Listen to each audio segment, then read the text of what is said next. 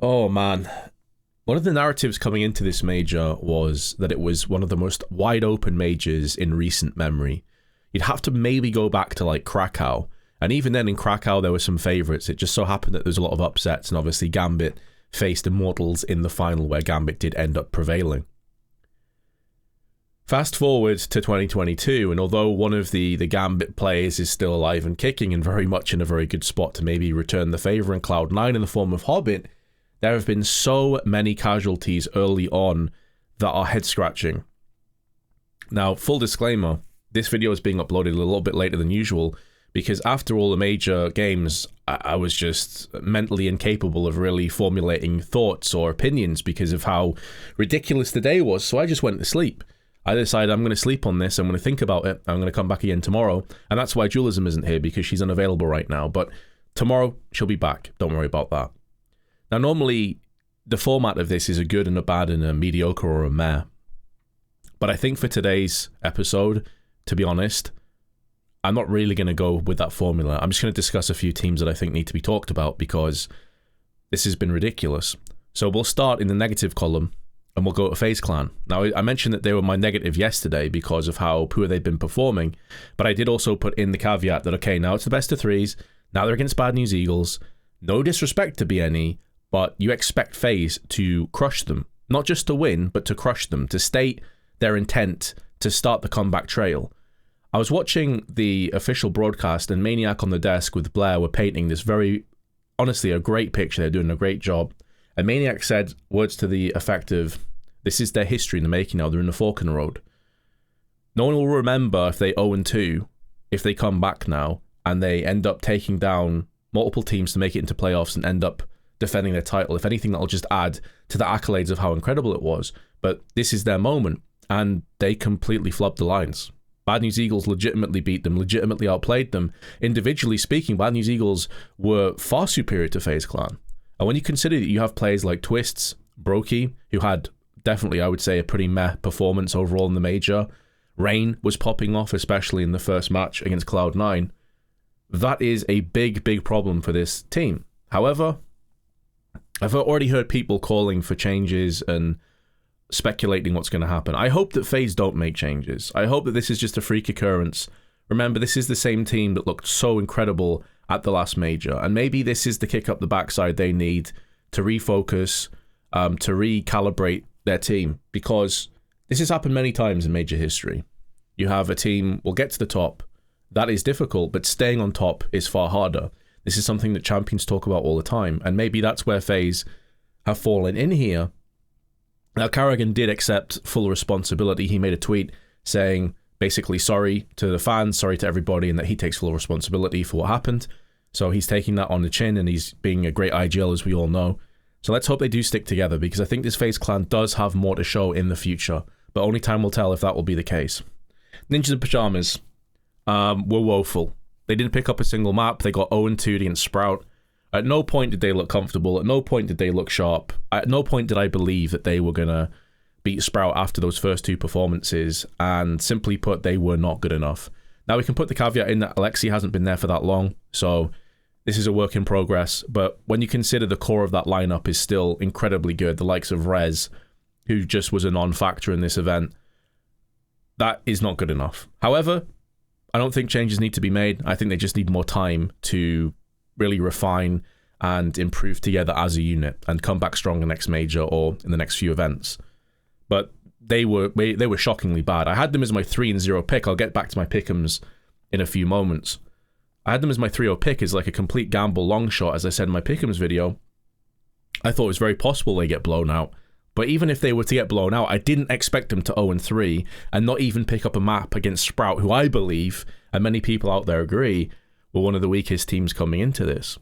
So, very grim. Vitality, losing to Mouse. Mouse have looked so good. Their one loss was to Big, which was a bit of a surprise to me, considering how well they've played. But they stepped back up again on Mirage against Vitality and really punished Vitality for some very, very bad mistakes. It went into OT. Vitality should have won the game. I think that's a match that's going to keep Apex in particular up at night. and one that if they end up not proceeding and they end up getting beat against Ents, which I don't think they should, but if they did get beat against Ents, I think that's a game that they go back to and they say, Christ, like, how did we let that one slip? Because they had vast leads, they had many opportunities over on Mirage, and yet they just didn't capitalize on any of them. And those are the kind of mistakes that they cannot afford to make against Ents or against any of these upper flight teams when we actually get through to the playoffs, if they do get to the playoffs, and that is a big if. Na'Vi losing to Liquid 16-14 on Ancient, a super, super close game. I was surprised at that result because, I mean, how many people, after seeing Liquid in their first performance against Mouse, getting slaughtered on Inferno 16-2, would have said, yeah, I have full faith that this team is going to beat Na'Vi. I have full faith this team is somehow going to go 2-1 and potentially make it through to the next stage. I think a lot of people lost their nerve. In actual fact, it's kind of funny. I'm not going to lie. All the rats, all you little rats out there that exploited the increased amount of time for the Pickems because you could still change your team when the first match was going on and Liquid were getting clapped. All those rats that changed their decision from Liquid are now maybe looking at that choice and thinking, shit.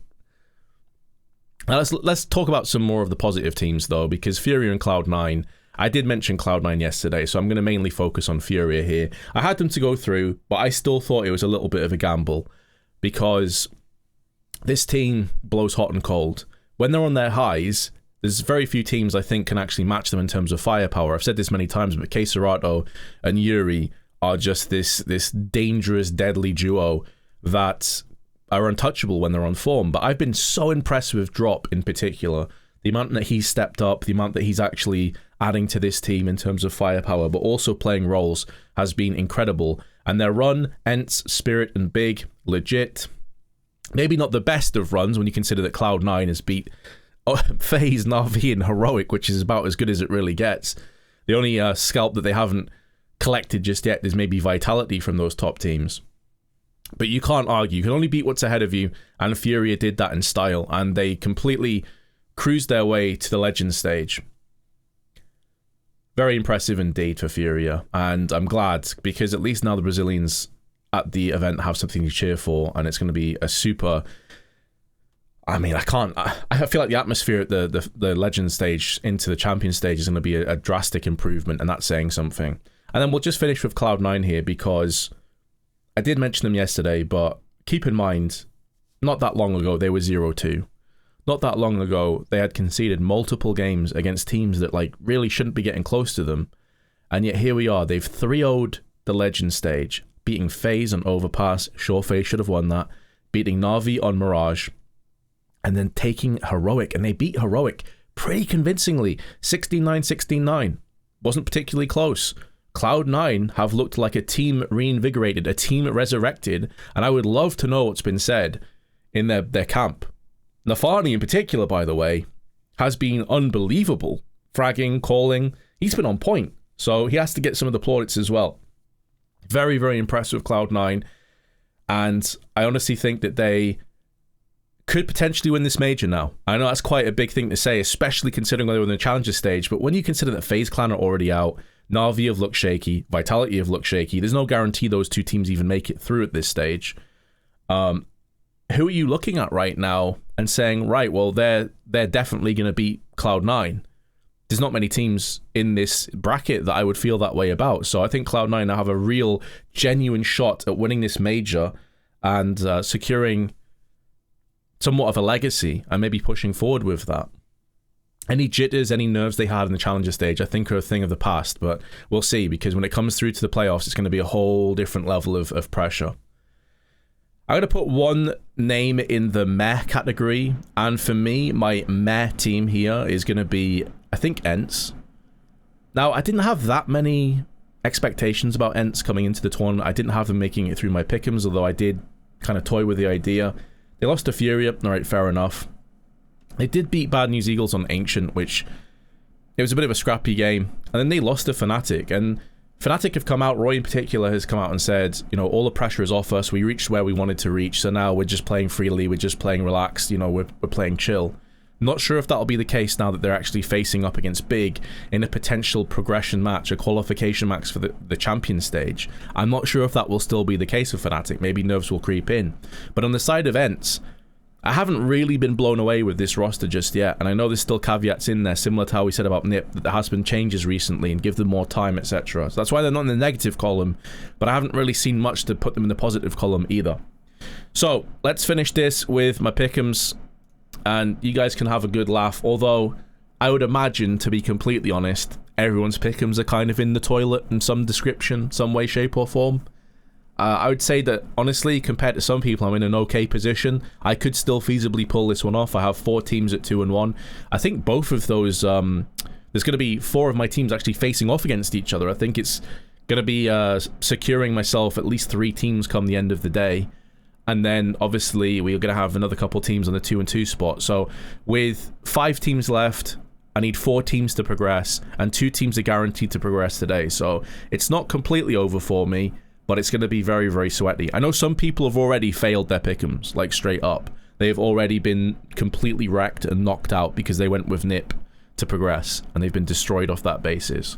So, unlucky if that is you. Comment below and let me know if your Pickems are actually in really good shape. Because I can't imagine there's many people sat here right now feeling super confident about their state. I think most people are a little bit sweaty, a little bit nervous. Anyway, hopefully you've enjoyed today's episode. Thanks a lot for the support, by the way. There's been a lot of views and a lot of likes and things, and it's really great. I haven't done this content really before, and especially not this consistently. So to have that positive feedback and to know that you guys are enjoying it does mean a lot. I do appreciate that. And I will see you again tomorrow, and we should be having Dualism to join us again so we can break down all of the action. See you for now.